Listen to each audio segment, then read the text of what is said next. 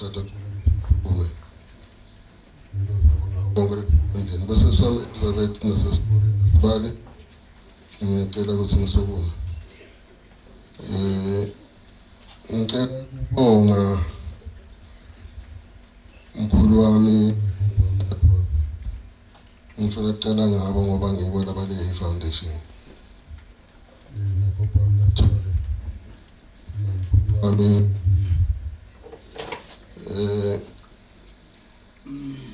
kodwa uma ngikhumbula ababo wami namake bekuthi imbokodo leto ngoba ngiyabona ukuthi leli thuba leli ngeke ngiphinze ngilithole lokukhuluma ngalokho engifuna ukusho namuhla.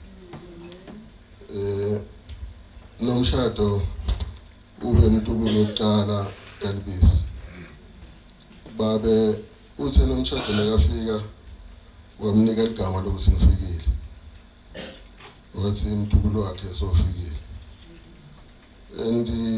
Babe kunomshado ngalendlela bekamsanza ngayo bekangambithi nganomshado bekasenomshado bekasishado noma nomthimba noma sesi ngoba makwa nomshado wakasithole nagogo wami bekawakasithole so babe bekasenomshado ngisesi wakhe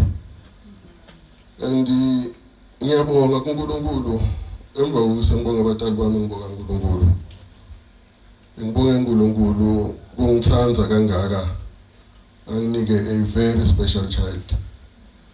Ngiyacabanga namhla ngiyadiva nje ukuthi angideserve ukuba nomntwana lofana naNomshado. Kodwa ngiyabonga uNkulunkulu ukuthi angiboleke Nomshado for 27 years. Le 27 years Nomshado lekayiphilile kimi i-complete. Iyafana nokuthi Nomshado uphile more than 100 years. Ngoba mina uNkulunkulu ngize ngisho njalo ukuthi uNkulunkulu ungiphile mina ithuba lokuthi ngibe naNomshado from ekuqaleni kwempilo yakhe kuze kube sekugcineni. Ngiyazathi isikolo sokuqala Nomshado makengene crash bekala egcineni kwami. Angizange sengithumise mina ngempilo Nomshado. Lokho ngifunze kumake nababe.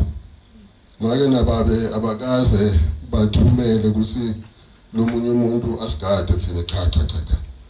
Bebendasho ukuthi noma bahlupheka nathi and they were very brave. Kungako nami empilweni yami ngithena ngithola Nomshado umntwana wami wokuqala ngindasho ukuthi ngifuna ukuexcela ngibandlule kumake nababe endleleni lebangikhulise ngayo and njengoba ngisho mina ukuthi ngiyambonga uNkulunkulu kunginika such a special gift for 27 years ngibe iphathi empilo yakhe. Ngibe strong ngizame ukuthi ngibe strong kangaka ukuthi uNkulunkulu mina ungiprepareile for 12 years ngiphila naNomshado diabetic. Le diabetes yaNomshado beyami beyingasiyo yakhe kuphela namakwakhe beyethu. So I know every little pain Nomshado lekafilile and I was there. And uNkulunkulu wangipha lithuba lokuthi ngikhona ku-provider. Ngiyakhumbula nje ukuthi mina nangi namzala wami angafakaza ukuthi I have tried everything. Ngihambile naNomshado ku different corners of the world. Ngizama ukuthi injongo yami bekungukuthi angimsoli uNkulunkulu ngalutho. Ngiyambonga uNkulunkulu ngoba ngikhulumile naye sesi ngathi bona sesi uNkulunkulu akalindi liphutha. Futhi uNkulunkulu akeke anginike mina umthwalo lekabona singeke ngikhona. Ngoba usekimi ngingena ngapapa yathi mina ngiyadisola empilweni yami ngoba angizange ngibe fair kuwe. Ngoba bangani bakho ba enjoy impilo lemnanzi wena awunaso isikhathi ngoba uhlala uqabana mina. I said no sis. Lokho iphathi empilo yami. Ngicela ukuku-assure ukuthi lokhu lengikwentako ngikwenta ngelithando futhi akungihluphi inzawo ngoba uNkulunkulu unginike wena. And ngifuna kwenta sure ukuthi konke uNkulunkulu lekanginikete kona ngawe ngikuseva with distinction. And ngiyabonga ukuthi uNkulunkulu wami umthetho Nomshado ngiyavuma ukuthi bekangasuye wami. And ubonile wena ukuthi sekufanele ngoba muva nje Nomshado bese kaqala ukubhula and lokubhula kwakhe bekusiko lokwaseminyakeni bese yaqala kuba nema-pain and ma-pain emtimbeni nami bengifila ukuthi noma ngabe kukhona le bengimthwalela kona ngikuzama but le pain lekayifilako ayifilwa nguye mina angiyifili and namuhla ngiyabona ukuthi kungani uNkulunkulu amthethe nomshado umthethe ngoba abona ukuthi akafuni afile lama-pain kakhulu uyaqala uNkulunkulu ubonile ukuthi I think lokhu lekakufilile nomshado it's enough and wabe seyamthatha ukuthi ayophumula mina namakwakhe simkhululile nomshado sayasho ukuthi uNkulunkulu ngoba uNkulunkulu njengoba ngisho ukuthi mina ngiyabonga ukuthi uNkulunkulu unginikile ithuba ngibena nomshado asaqala kude lapho nomshado ongene khona ngingakaze ngene mina ngiyabonga uNkulunkulu ukuthi unginike lelo thuba futhi ngiyasho nje ukuthi uNkulunkulu manje sengiya-understanda ukuthi kungani umthetho umthethe ngoba kune purpose futhi lokungijabulisa ukuthi nomshado ushone kulawa malangana ajabulile bengahlabela nomshado athandaza ngibe sengiyakhuluma naye athi hayi baba bona mina manje ngiyahamba and wena ngicela ukuthi wente sure ukuthi nabo auntie nemndeni wonke nisale niyahlangana kodwa mama wente sure ukuthi ngiyabasobhana nami ngibe ngikhumbula la ngiyakhona kunalokhu lengikhumbula kakhulu nomshado bese kangasathandi ukuhlala nathi angisho thina si-2 sigugile manje masiphe ukukhuluma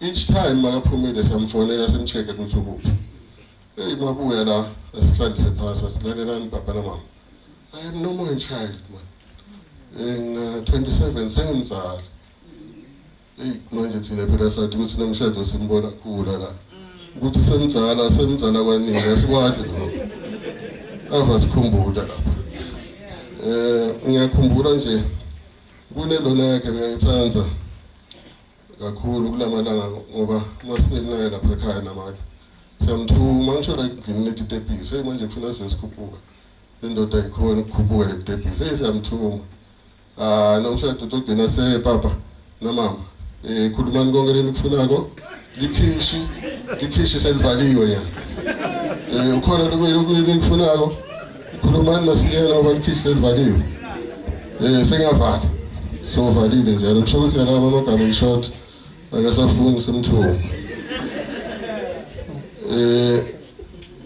babu wami kukhona amagama lo wamtshela wona nomshado ngiyakhumbula babe besekagula nomshado ahamba ePitori babe wafostela kuhambana nomshado agula lesithi bayilalisile wathi cha angifuni ungaboni lapho uMntululo wami ekhona mina ngasala wahamba nemdumiseni babe wathi nomshado sesi ngifuna ukuthi le uyakhona ubuye nehure ihure babe bekasho ukuthi ufuna ubuye newini and wathi kunomshado ngicela ukuthi mawufika lePitori uvule la uvale kulenye indzawo ngiyadle indzawo yasho uvule la uvale kulenye indzawo and she did exactly that nomshado ubuye nayo ihure ngicabanga ukuthi le hure le not all phela yababe but yawo wonke umuntu lokhona la lo contribute empilweni nomshado nomshado will be missed by many nami ngizokhumbula sesi ngoba besilwa la emalanga uyabona nje bangathi kunemuntu lothi angabe amile entweni umile nomshado angeke umuve very tiny umtimba mara ngathi ume lapho awumile futhi angathi ufuna into awutokhipha ngiyakhumbula sesi mara bengimtshela ngithi wena akunankinga mina ngiyakulungiselela nje ukuthi ngikuhande over impilo yakho iphelele nawe utotivela abantu bakho so ngiyabonga ngeshe ukuthi uhambe kahle manje sesi uhambe njengoba lokukhala ufuna kubona gogo namkhulu uyangibona mina uhamba ngijabulile namuhla ngoba uNkulunkulu ngiyambonga ukuthi uNkulunkulu wami ungiphile ithuba bengacabangi ukuthi mina empilweni khona lengakwenda kwenteke lokufanele ukuthi ngikhuliswe umuntu uzafika kule stage. Ngoba ngiyakhumbula mina ukuthi la ngakhula khona eKharino bekunzima. Ngawenda ama-sacrifices lamaningi empilweni. Lokunye angeke ngitshele muntu ngoba bekukwami kuphela la bengihamba khona kuze ngikhule ngifike la angifisi bengafisi ukuthi abantu abami noma ngabe ngibani lomunye akufile ngoba ngicabanga ukuthi abaningi bebangeke basurvive. Hamba kahle ngeshe usihlanganisile emndenini bo-anti wakho wonke umuntu khona la njengesifiso sakho. Hamba kahle emagesheni, hamba kahle eNtongande, hamba kahle eNkomathi Emhlophe nemathole ayo, hamba kahle eRikhotho. Ngizokukhumbula njalo mntanami. Ngiyathi ukuthi uhambile wena kodwa uhambe ngokomtimba but spirit sakho sikhona. Ngeshe please.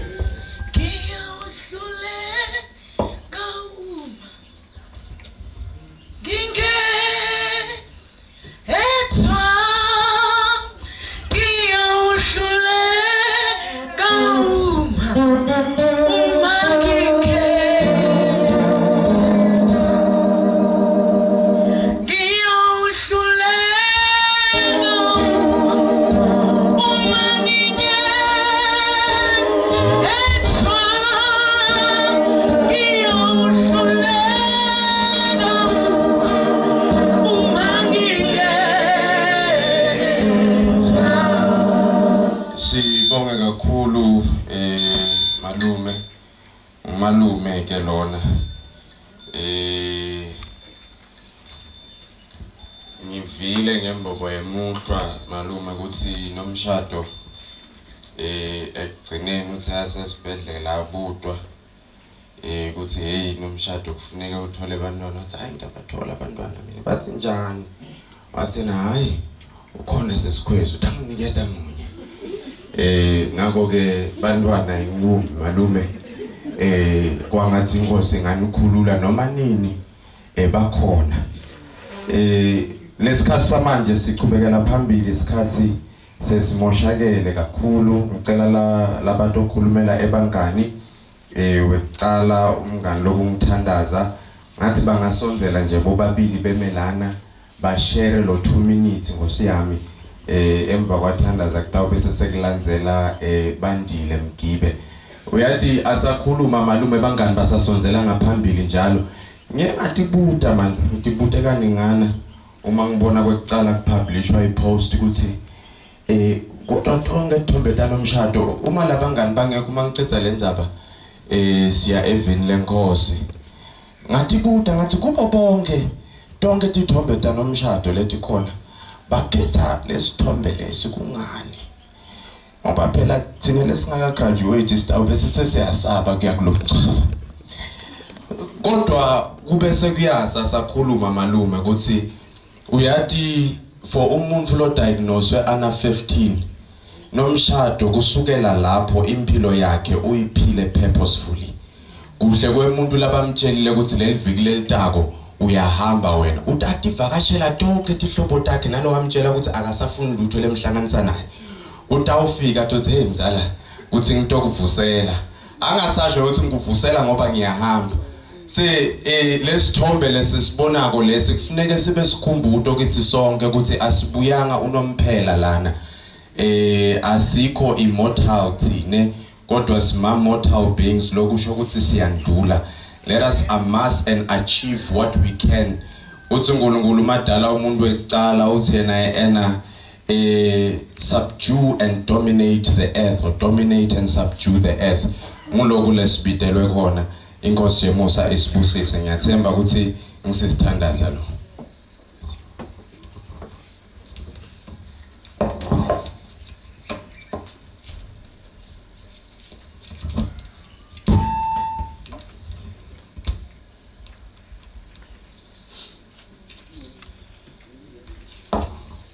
Ngiyamnikelela egameni likaJesu. Amen.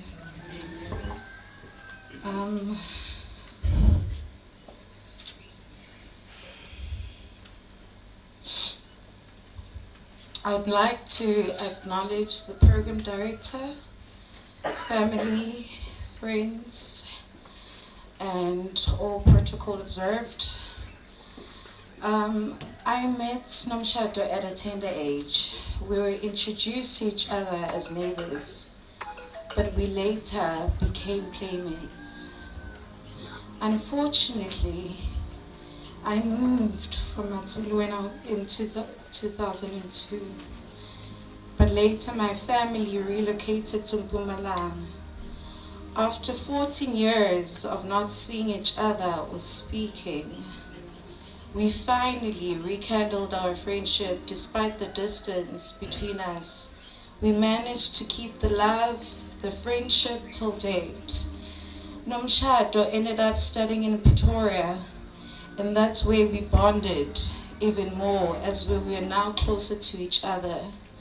She moved back home after her graduation, but we still kept the friendship alive.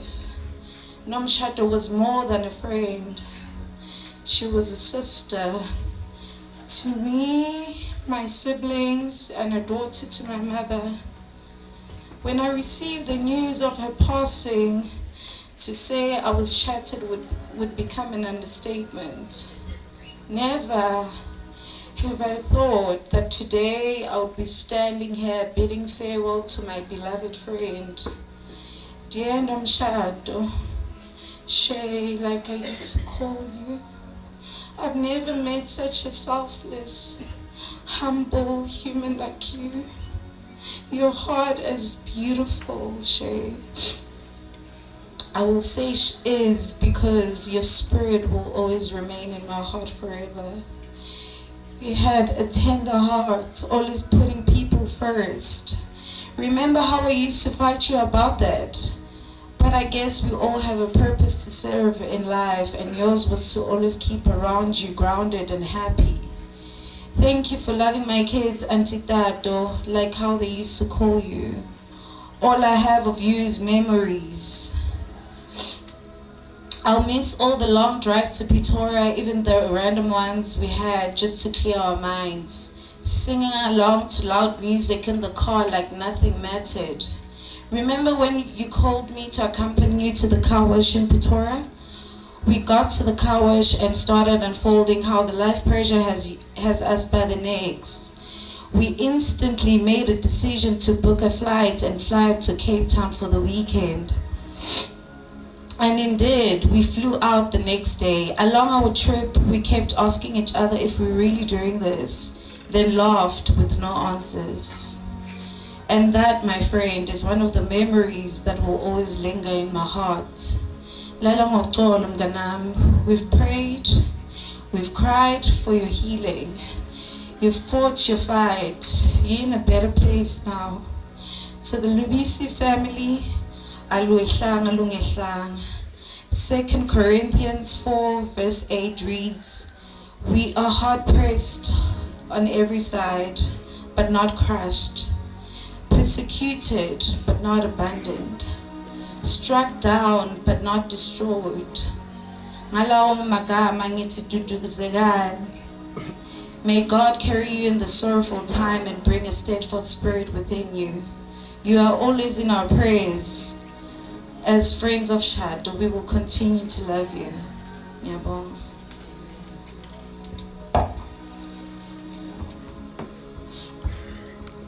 Thank you. Siyabonga kakhulu bazalwane.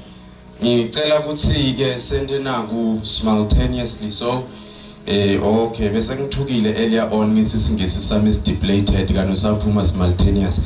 Ngicela bazalwane sende naku simultaneously kuhambe teacher. Ngingabonga kakhulu uma bosses wami labala phambili bangasinceda ngokuhambisa teacher temnikelo kuxoxwa umnikelo. Meanwhile basasincedisa ngikuxoxa umnikelo kunejuyo or ikwaya yebantwana bala ekhaya lomndeni ke ubusisekile unado tikhulumi unabe baculi in the meantime kusamba umnikelo batawubuya batosikhona ngemhlabeleli kuleyo moment itawube senencengo yaNkulunkulu iyatilungiselela emva kwalabantwana or meanwhile labantwana basacula emva kwalabantwana kutawufunzwa i-obituary and then we will go to the word of God. Ngicela ukuphinza lokhu kuhamba tindishi temnikelo kuthathwa umnikelo bayabuya abantu abami batocula laphambili and then lotosifundzela i-obituary utawubuya naye eme ngemumo emva kwaloko sitawushipa siye evini lenkosi. Kodwa basasonzela ngaphambili labatosiculela ngicela kudlulisa nami umlayeto nomlayeto lona ubuya kumakhe washado ubhaleke ngalendlela. To my dearest beautiful daughter, my masterpiece, work of art, my fine unique design sculptured for me, just wondering when we meet again, would you hear my voice when I call you? Will you recognize my face and hold my hand? I vowed to take care of your dead as promised. Good night, Ngqeshe Lomuhle Dongande. Love you from Mom.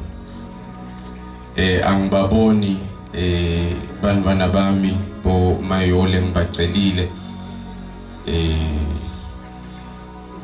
mini African time angiyithanzi kumane kwenteke nje yathi ngalenye ilanga siyafika eKidibus African time ingcono kodwa siba late ngiyacabanga mhlawumbe namfundisi utathi nje kancane nje singaze sifike kubokota phasi ngafika eKidibus i-Pacific time baba late labazalwane ngele hour lonke kumbe 2 hours ungafika exactly ngesikhathi uyohlala la hour before inkonzo iqala.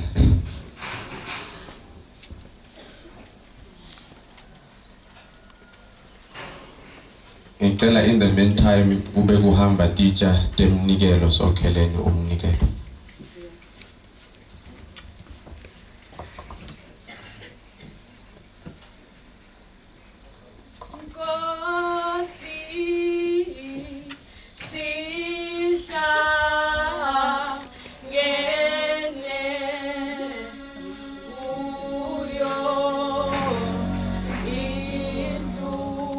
Says Abigail Kambule asonzele ngaphambili atosifundzela i-obituary.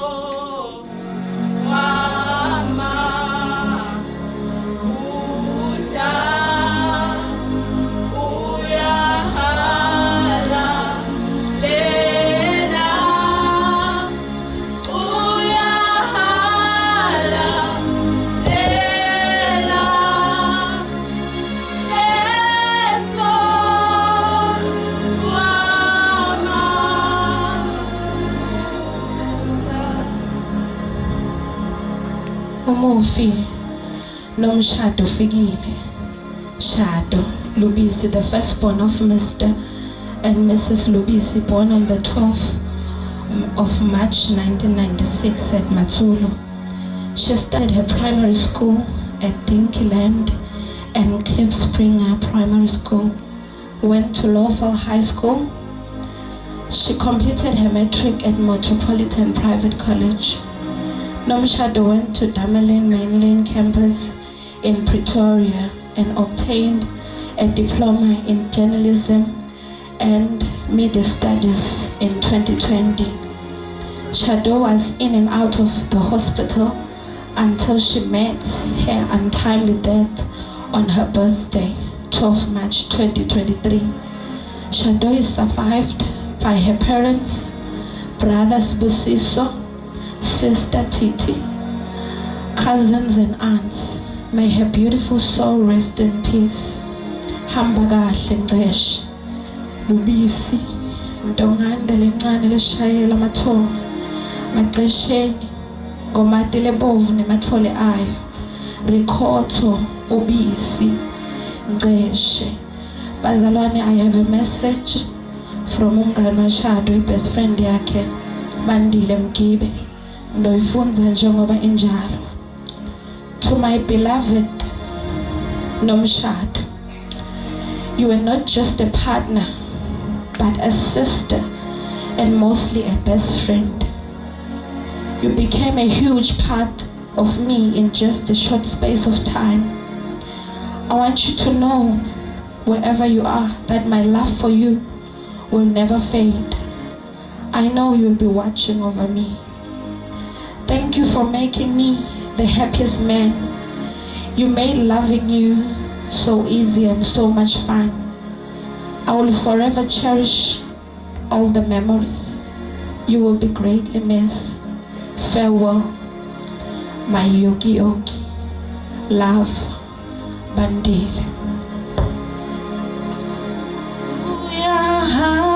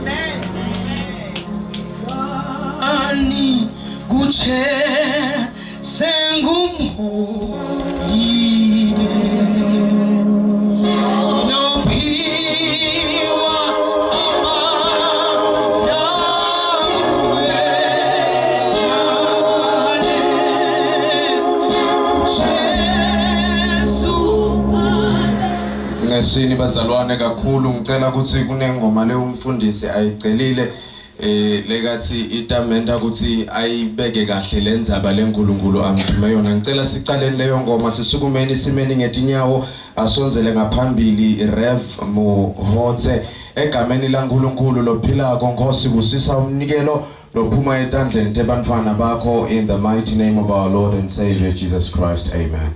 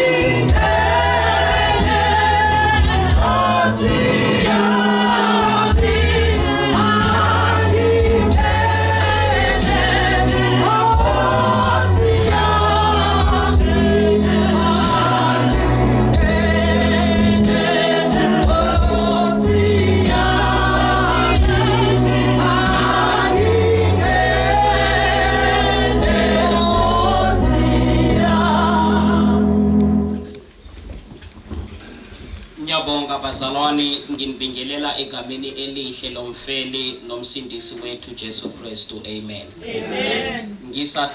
Ngisaqala ngithanda ukuthi makube kini umusa nokuthula ovela kuNkulunkulu uBaba wethu nasenkosini yethu Jesu Kristu losimbongayo manje kuze kube phakathe. Amen. Amen. Bathandekayo, ngithanda lokho kwakhulunywa ngumhambisi welihlelo iprogram director yethu makaqala wathi, I'm not a singer, I'm not one to worship, but for the purpose of this program ngizolihambisa nje. Manje, having said that, nami kwami kusobala ukunikeza ilivi likaNkulunkulu.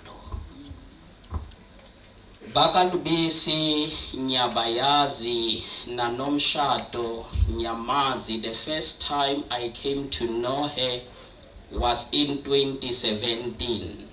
Leba kayenza khona 21 years. Ngaleso skhathi bengakhona ukukhuluma isiZulu noma isiSwati.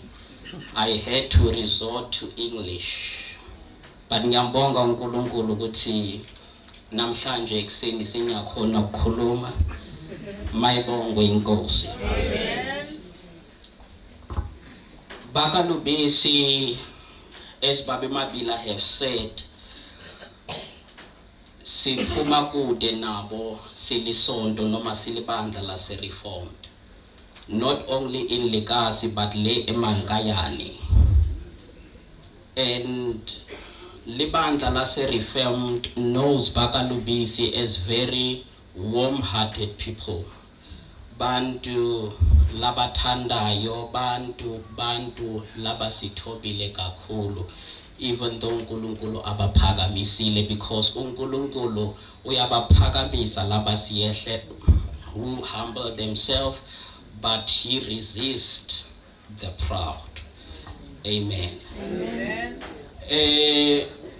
Bathandekayo, because of time, kukhona amazwi la ngithinta la khulunywa ngoBabe Mose at one instance. Ukhulumela amazwi ukuthi mfundisi nyamazi uNkulunkulu.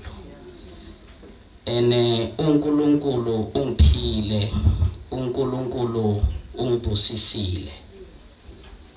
Ingakho I found it appropriate ukuthi ngishare ilivi likaNkulunkulu being informed by lamazwi kaBabe from Genesis chapter 22. Sizofunza only verse 12 for the purpose of time. Genesis isahluko 22, sizofunza only verse 12. Njengoba ngiqhazile ukuthi isiZulu sami sisasi ku iprocess yokulungiswa ngizoyifunza ngesingesi. Amen. And he said, kusho ukuthi uNkulunkulu said, do not lay your hand on the lad or do anything to him, for now I know that you fear God, since you have not withheld your son, your only son, from me. Manje ngiyazi. Lamagama aqhamuka from someone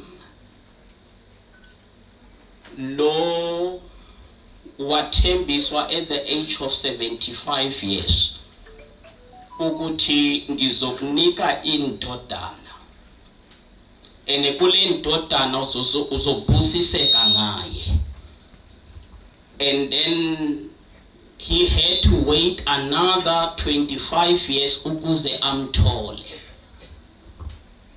Now you will understand isimo sika Abraham.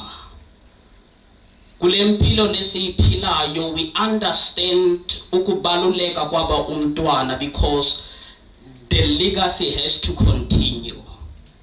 Kumele kube khona bazoqhubekela phambili la shishiye khona.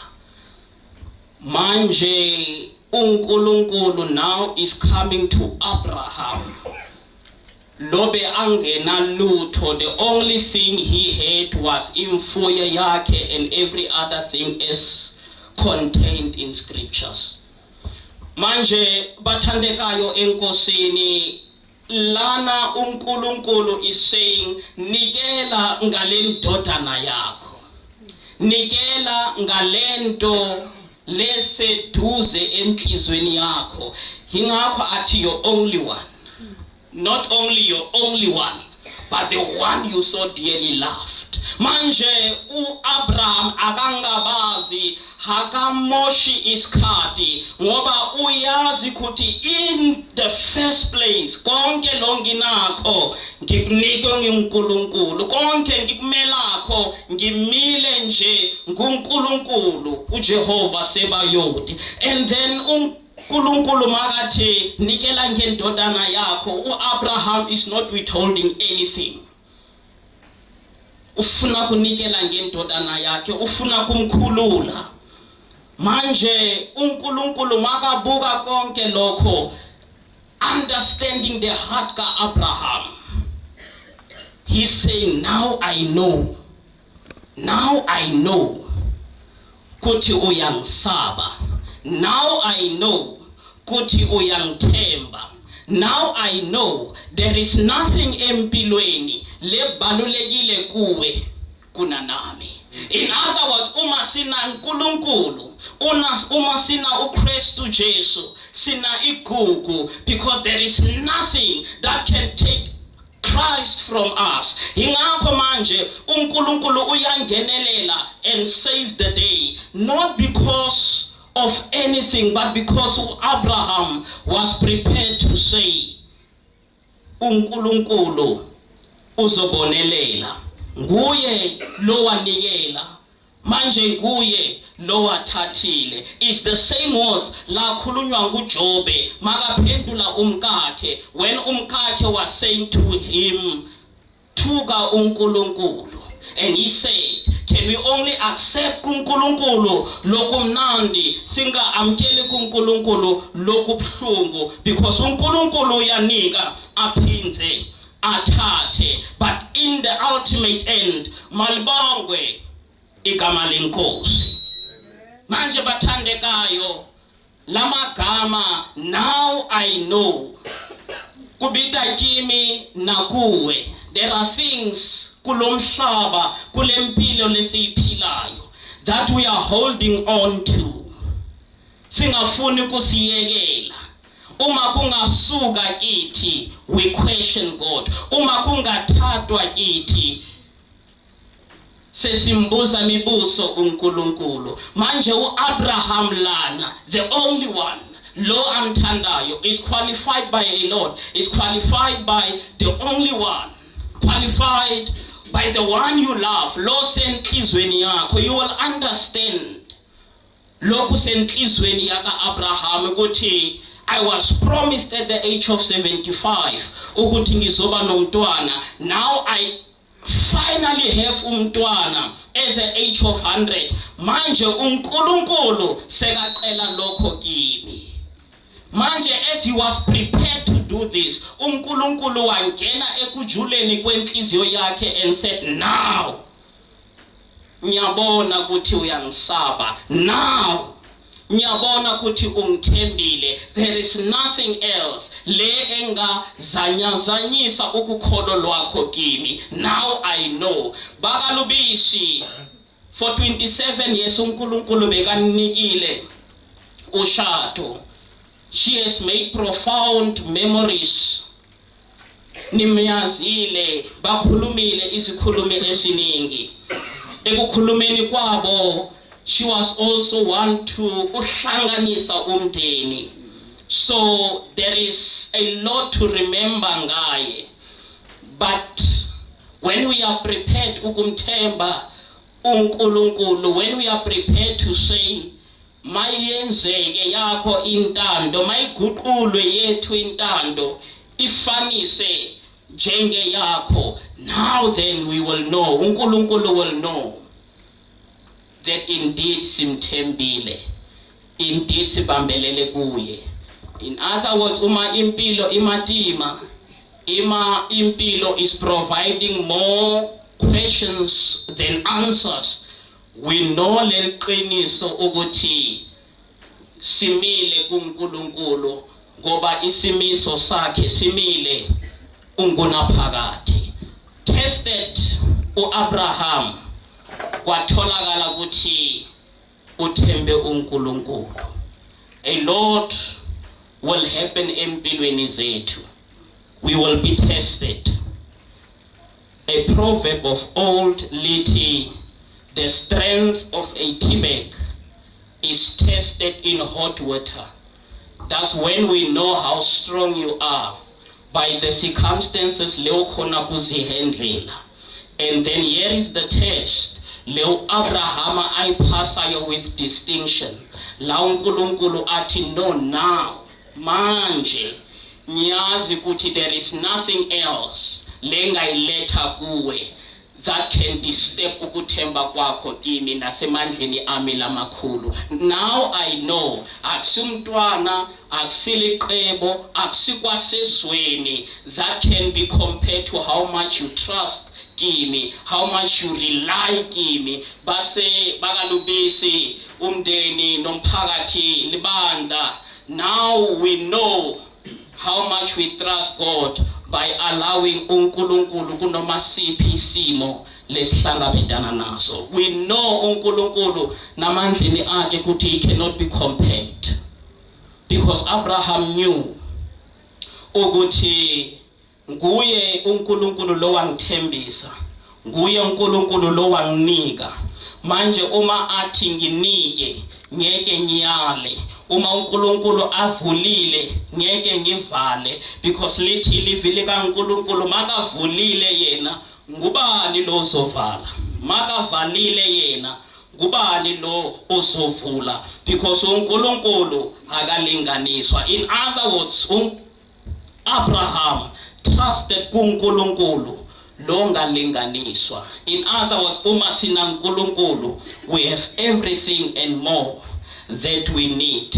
Ingakho bafundi bakhe at one stage in the Gospels, but unjani lo lalelwayo ngisho nesivunguvungu or the storms of the sea, or lwandle lwamlalela, ngubani lo? Even the stones can hear him. Unjani lo? This is God Almighty. Lo uma simthembile, we can say jenga Jobe, kuJobe chapter 13 verse 15, lapho lithi livi lika uNkulunkulu, though he slay me, yet I will trust him, because I know uma uNkulunkulu akhona, I can make it. Uma uNkulunkulu enami, no matter how unpleasant the situation may be, no matter how uncomfortable things are, I know uma uNkulunkulu enami, akekho lozomelana nami. Ngathi uNkulunkulu kuba kalibisi anganinika amandla kulesimo. Your faith should not be moved. Hlala ninjalo nimthembile. Babelubisi uthe akamsoli uNkulunkulu. In other words, he says uNkulunkulu unginike ithuba lokumthanda lo mntwana. I was a present father. Yes, I can attest to that. Bekunesikhathi la ngitshelayo ukuthi ngePretoria nyalo ngiyenza lokho nalokho. Manje kumndeni understand and know this, kuthi konke lokhu yenzekalayo kulaba mthembile uNkulunkulu kusebenze nangokuhle. uNkulunkulu anibusise. Amen.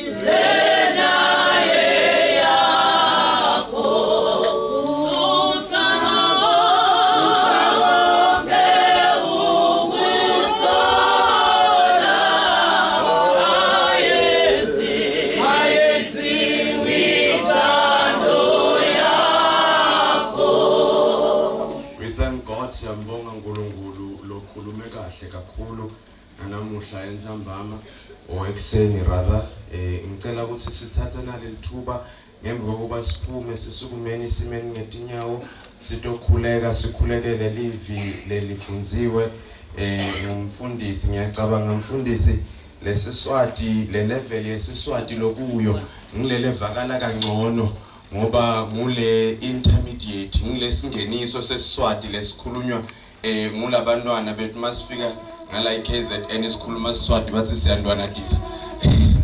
Ngakho ke ngiyathemba ukuthi sonke simvile mfundisi kahle kwangathi uNkulunkulu angasendela umusa simamngele namuhla uma mntwana babe ungakhondi. I want to encourage you, go to a faith-based church near you lapho khona utokhula spiritual umuntu futhi incwadi nzathu njengoba naNkulunkulu athi incwadi nzathu we are spirit, body and mind.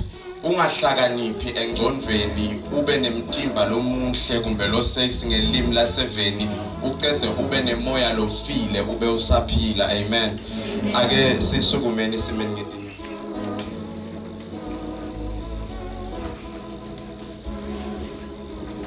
Ngicela labatiko bantu abankulunkulu ukuthi imoto yakho uyibhakele ngasendleleni. Siyacela ukuthi kuyovuleka indlela la indleleni uma nje wathi ukuthi imoto yakho awuyingenisanga kahle siyacela ukuthi kuvuleke indlela kude ihas itokhona kusonzela. Sisuwethu lesimthandzako siyombeka emalibeni asematsulu B. Ibhasi thine lesihamba ngetimoto leti kickstartwako kude la kwehlela khona emathuneni. Ibhasi ingale phambi kwasesibusisiwe nje sibamba lelo khona nali siya ngalena imele ngalena ngasesikontirini singahamba siyogibela ibhasi khona. Ngicela ukuthi uma sicetha ukukhuleka sihlabelele kube sese kuqala umfundisi phambili nebafundisi lebakhona bese sekulandzela lihlaka kulandzela umndeni egameni lika Kristu Jesu bese sonke ke sesingabe sesiyalandzela. Kungaba kuhle kakhulu if singa maintain leyo order sisaya emthandazweni.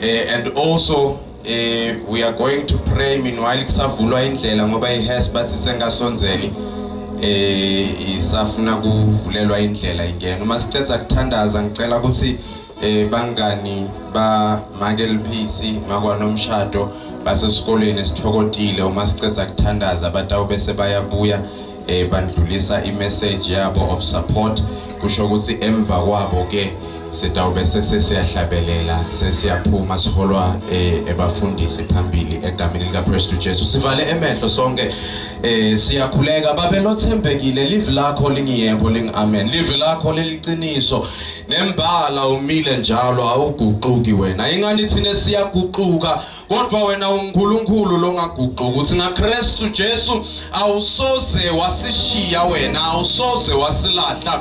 Namhla ekseni babe sikuvile ukhulume kamnanzi sikuvile babe lothembekile ukhulume kwaxaxa uthi wena ngabe nasi sesimeni sekuthi singanikela ngema precious positions wethu kithi ngabe nasi sesimeni sekuthi sikuvisisa ngendlela yokuthi singanikela ngalokhu lokudiye lokusedudane netinhlitiyo tethu ngoba ngulapho wena ufuna kubona lithando lwethu kuwe khona. Babe lothembekile kwangathi ungasisita siphuma namuhla ekseni sivume sonke ngekuhlukahlukana kwethu sivume ukuthi konke lesinako akusiko kwethu sivume ukuthi konke le wena usiboleke kona ngetinhlitiyo letivumako siyakubuyisela kuwe uma ukufuna egameni lika Kristu Jesu. Babe lothembekile usisa nangu umzalwane lovumako lothi namuhla ngiyabona ukuthi isikhathi sesihambile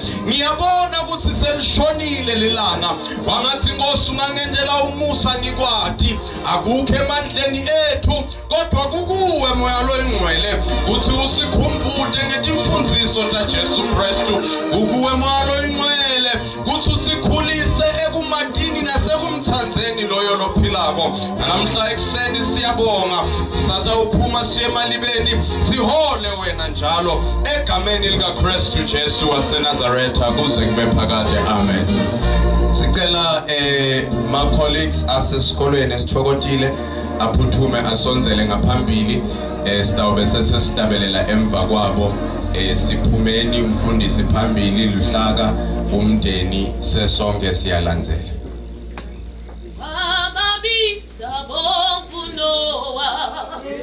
My colleagues,